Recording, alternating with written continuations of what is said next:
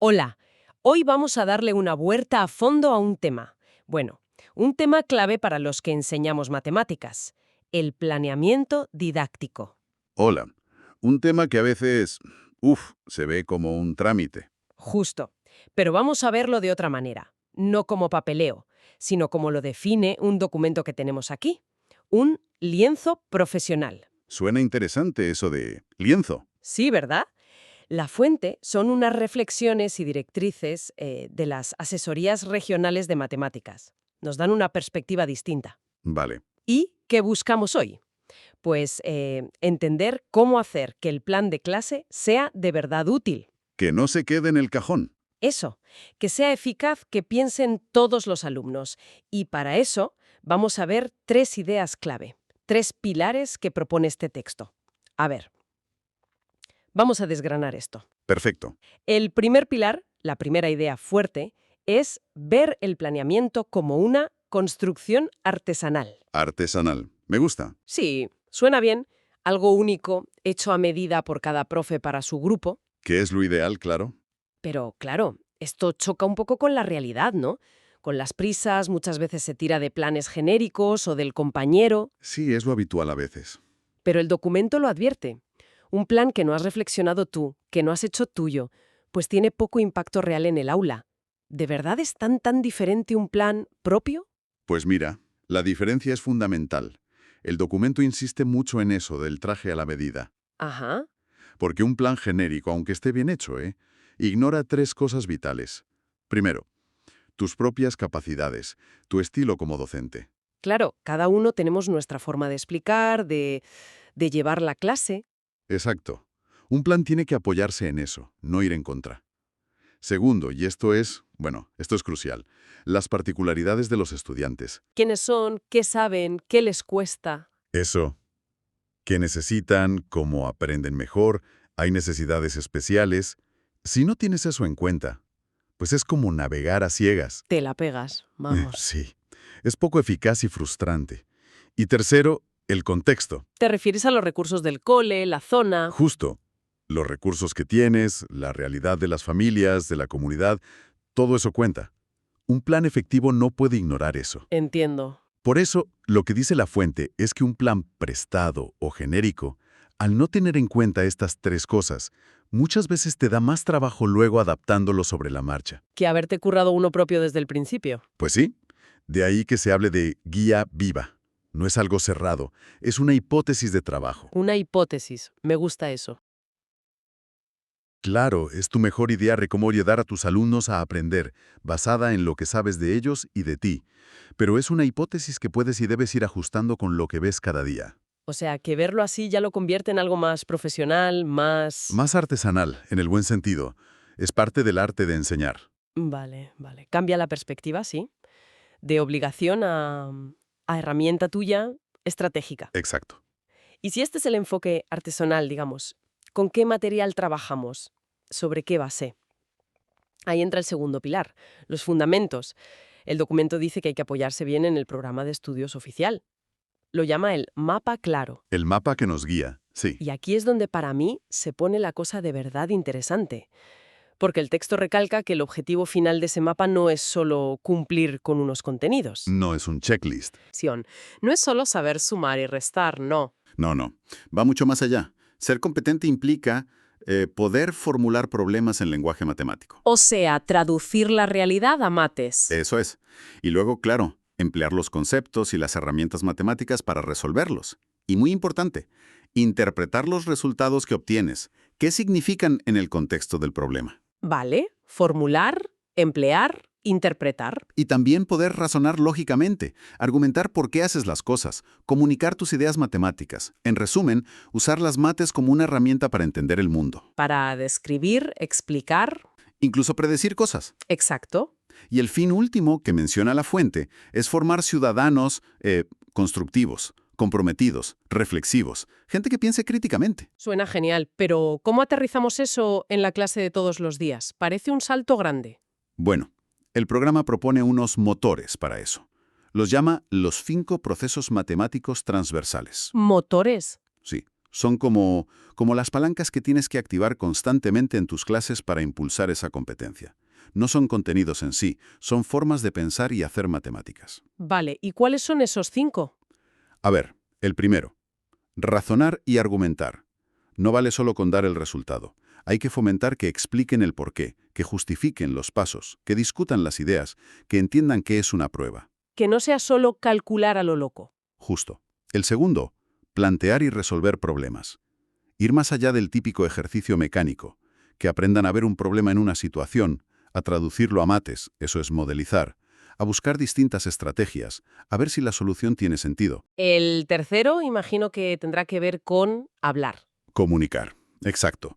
Es clave que aprendan a expresar sus ideas matemáticas bien, con precisión, sea hablando, escribiendo, con un gráfico, y que entiendan también lo que explican otros. ¿El cuarto? Conectar.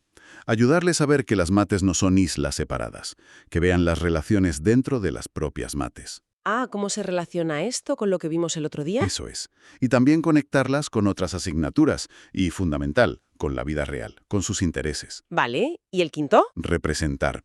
Las matemáticas usan un montón de representaciones. Números, símbolos, gráficos, tablas. Diagramas, dibujos. Claro, pues ser competente implica saber usar todas esas representaciones, entenderlas y poder pasar de una a otra cuando te conviene. Entendido. Razonar, resolver, comunicar, conectar y representar. Esos son. Y lo fascinante que dice el documento es que si tú metes estos 5 procesos de forma intencionada y continua en tus clases, en tus actividades, el aprendizaje se vuelve mucho más profundo. Más allá de memorizar fórmulas. Exacto. Construyes una comprensión más sólida, más flexible. Cambia el foco. Ya no es solo qué saben, sino cómo piensan matemáticamente. Tiene todo el sentido. Son las habilidades de pensamiento que buscamos. Y, por lo que entiendo, la propia estructura de la lección que propone el programa ya está pensada para activar estos procesos. Habla de 2 etapas grandes, ¿no? Así es. La estructura quiere guiar al estudiante por un camino de descubrimiento y construcción. La primera etapa, que es la principal, es la de aprendizaje de conocimientos, y tiene como 4 momentos clave. A ver, cuéntame esos momentos. Empieza con la propuesta de un problema, pero no un ejercicio cualquiera, ¿eh?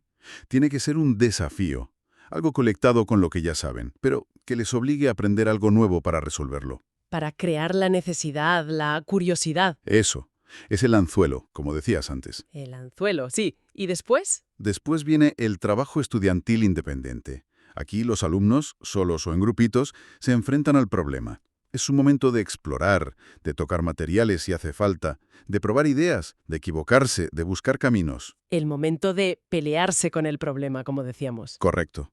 El profe está ahí, observa, guía un poco si hace falta, pero sin dar la solución. Es fundamental dejarles ese espacio para que piensen por sí mismos. Vale. ¿Y tras esa pelea? Pues llega la discusión interactiva y comunicativa. Se pone en común lo que ha salido, las distintas estrategias, los errores interesantes. El docente guía una puesta en común donde se comparan ideas, se discuten. Aquí se activan a tope el comunicar y el razonar, imagino. A tope. Se aprende muchísimo, escuchando a los demás y defendiendo lo tuyo. ¿Y para terminar esa etapa? El cuarto momento es la clausura o cierre. Aquí se recoge todo, los descubrimientos, las ideas que han funcionado, y se conecta con el lenguaje matemático formal, con los conceptos, la notación correcta. Como dice el texto, es ponerle el nombre adecuado a lo que ya han construido. Se formaliza. Vale, tiene lógica. Problema, exploración, puesta en común y formalización. ¿Y ya está? No, queda la segunda gran etapa, movilización y aplicación de los conocimientos. Ah, vale. Una vez que la base del concepto está puesta, les propones nuevas tareas, otros problemas, ejercicios. El objetivo es consolidar lo aprendido, practicarlo y, sobre todo, ver si lo pueden aplicar en contextos diferentes al original. Para que no sea un aprendizaje frágil, que se les olvide a los 2 días. Exacto, para que sea transferible. Queda muy clara la estructura. Parece un ciclo muy activo, muy de construir. Y esto me lleva al tercer pilar que mencionaba La Fuente. ¿Cómo hacemos para que todo esto funcione para todos los estudiantes? Aquí es donde entra el diseño universal para el aprendizaje, el DUA. El DUA, sí, fundamental hoy en día. Me encantó la analogía del arquitecto que usa el texto. Es muy buena, sí. Dice que un buen arquitecto no hace un edificio estándar y luego le pone pegotes, una rampa aquí, un ascensor allá, no.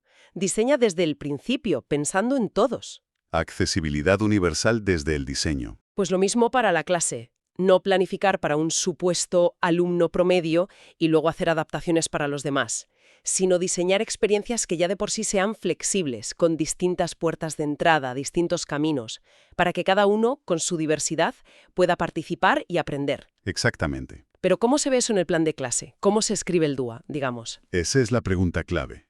El DUA no es un añadido, es un principio que guía cómo diseñas desde el minuto 1. Y en la planificación, según sugiere este documento, se nota sobre todo en cómo piensas la mediación, las ayudas, los retos, y en concreto, en las preguntas que preparas para guiar esa mediación. Ajá. El texto se fija mucho en cómo atender a la diversidad de forma intencionada, y destaca dos tipos de preguntas clave. Por un lado, las preguntas de simplificación. Las llama la rampa de acceso, ¿no? Eso es. Pero ojo, simplificación no significa bajar el nivel o hacerlo fácil. No es eso. Entonces, Su función es ayudar a organizar el pensamiento, a descomponer un problema que parece muy complejo en pasos más pequeños, más manejables.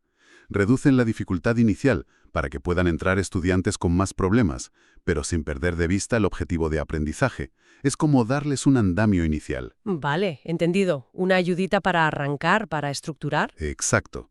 Y por otro lado están las preguntas de profundización. Los pisos superiores. Justo. Son preguntas pensadas para los que van más rápido, los que tienen más potencial o simplemente más interés en ese momento. Preguntas del tipo, ¿y si cambiamos esto? ¿Podrías encontrar una regla general para esto? ¿Se te ocurre otra forma distinta de resolverlo? Para que no se aburran y sigan aprendiendo. Claro. Les invitas a ir más allá, a generalizar, a explorar más a fondo. O sea que en tu plan deberías tener preparadas tanto esas rampas como esos desafíos extra. Precisamente. Incluir de forma explícita en tu planificación ambos tipos de preguntas, las de simplificación y las de profundización, es una señal De profesionalidad. de que has pensado en todos. Demuestra que has anticipado que tu aula es diversa y que has pensado cómo dar apoyo y cómo ofrecer reto. Ya no ves la diversidad como un problema que te encuentras y tienes que apañar, sino como la realidad para la que diseñas desde el principio. Es un cambio de chip importante, sí. Diseñar para los extremos y para el centro a la vez. Y fíjate, la fuente conecta todo esto con algo todavía más grande. Dice que un planeamiento así, no artesanal, basado en el programa con DUA, no solo mejora las mates. No, claro. Impacta en competencias que van mucho más allá. Competencias integrales. Sí, el documento argumenta que la forma en que enseñas mates tiene ecos en otras áreas. Por ejemplo, si fomentas el trabajo en equipo, la discusión respetuosa, estás trabajando competencias de ciudadanía responsable y solidaria. Y cuando los alumnos se enfrentan a problemas y tienen que pensar, frustrarse un poco, seguir intentándolo. Ahí estás desarrollando competencias para la vida. El pensamiento crítico, la gestión de emociones, la perseverancia. Habilidades socioemocionales que son clave. Y también menciona las competencias para la empleabilidad y el emprendimiento. Claro, al promover que busquen soluciones creativas, que resuelvan problemas de forma original, estás poniendo semillitas para eso. Cada clase puede ser, en cierto modo, un pequeño laboratorio para formar personas más capaces en general. Vale. Hemos visto los 3 pilares. El enfoque artesanal, los fundamentos del programa con sus procesos y estructura, y el DUA para la inclusión. ¿Cuál sería entonces el mensaje final? La clave práctica para llevar esto al aula. Pues mira, el mensaje más potente que deja la conclusión del documento es quizá el más sencillo, pero el que a veces se nos olvida. ¿Cuál? Que la planificación de verdad, la que funciona, no empieza delante del papel o del ordenador. Empieza en el aula, conociendo a tus estudiantes. Suena obvio, pero ¿Cómo se hace eso bien? pues a través de un buen diagnóstico inicial y una valoración continua que tenga un propósito claro. El texto insiste mucho en esto. No se trata de poner etiquetas. Claro. Se trata de entender de verdad dónde está cada chico, cada chica, qué sabe hacer, dónde necesita ayuda, en qué brilla. Esa información es tu brújula para planificar. Si no la tienes, estás diseñando a ciegas. Entiendo. para saber quién necesita la rampa y quién está listo para los pisos superiores, volviendo a la metáfora. Exactamente. Solo si sabes su nivel de logro puedes decidir bien qué problemas ponerles, qué preguntas hacerles, cómo agruparlos. La evaluación formativa, mirar sus errores no como fallos, sino como pistas de cómo están pensando. Eso es la materia prima para hacer ese traje a la medida. Claro. Y esto nos lleva de nuevo a la idea inicial. Si partes de ese conocimiento real de tus alumnos, entonces el plan que haces es, de verdad, una hipótesis de trabajo. Tu mejor apuesta informada. Eso es, tu mejor apuesta sobre cómo ayudarles basada en lo que has visto en el aula. Pero es una hipótesis, y tienes que estar dispuesto a ajustarla según veas cómo responden ellos cada día. Este enfoque es lo que de verdad convierte el plan de un papel más a la herramienta pedagógica más potente que tienes. Entonces, resumiendo un poco, ¿qué significa todo esto? Parece que la idea central es un llamado a repensar el planeamiento didáctico, Sí, a darle el valor que tiene. a dejar de verlo como una carga burocrática y empezar a verlo como lo que es, un acto profesional clave, creativo, personal, basado en el currículum, inclusivo y, sobre todo, muy pegado a la realidad de los estudiantes. Totalmente. Y quizás, como reflexión final, podríamos quedarnos con esa idea del planeamiento como hipótesis de trabajo que se revisa. Ajá. Si de verdad nos tomamos en serio que planificar es una forma de investigar continuamente sobre cómo aprenden nuestros alumnos, ¿cómo cambiaría eso la dinámica de la clase cada día? Uf, buena pregunta. Podríamos superar esa idea de un documento estático que hay que cumplir y movernos hacia una enseñanza y un aprendizaje mucho más flexibles, más dialogados, un viaje compartido, adaptado a lo que pasa realmente entre el docente y los estudiantes.